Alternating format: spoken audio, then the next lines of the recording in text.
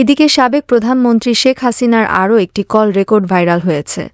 তো চলেন দেরি না করে শুনে আসি।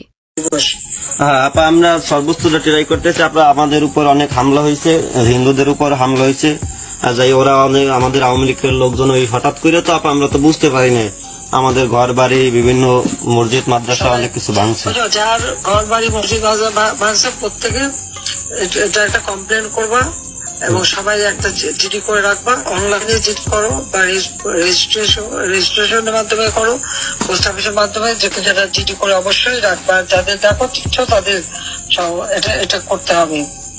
হ্যাঁ আপা, কারণ যদি এরপরে ক্ষতিপূরণ দিতে হয় তখন তো এই জিডির পেপার দেখেই তো কার কি ক্ষতি হয়েছে সেটা দিতে হবে। আর যদি মসজিদ পড়া থাকে তো মসজিদে যদি কাতি মাসে বলবা একটা জিডি করে রেখে দিচ্ছে।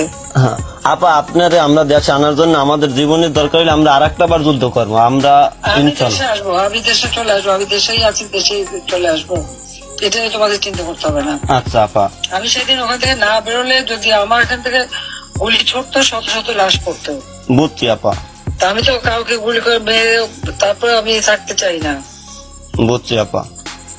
আপা ওরা যে একটা দিনে যে আমাদের এই আওয়ামী লীগের উপর যে ওরা যে অত্যাচার করছে আপা আমরা বুঝতে পারিনি হঠাৎ করে, কিন্তু আমরা ইনশাল্লাহ আপা ঘুরে দাঁড়াবো। আপনি সাহস এবং আমরা বঙ্গবন্ধুর সৈনিকরা আপা যাইয়া হার মানবো না। আওয়ামী লীগ এই দেশে মাতৃভাষায় কথা বলার অধিকার থেকে নিয়ে শুরু করে আজকে স্বাধীনতা এনে দিচ্ছে।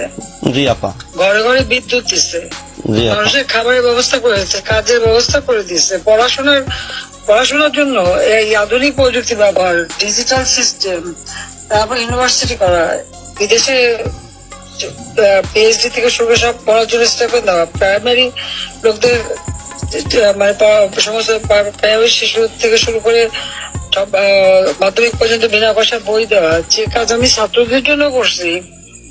জি আপা, রিউমার ছড়ায়। জি আপা, ওরা এতক্ষণ সাথে থাকার জন্য ধন্যবাদ। নতুন নতুন আপডেট খবর পেতে চ্যানেলটি সাবস্ক্রাইব করে পাশেই থাকবেন।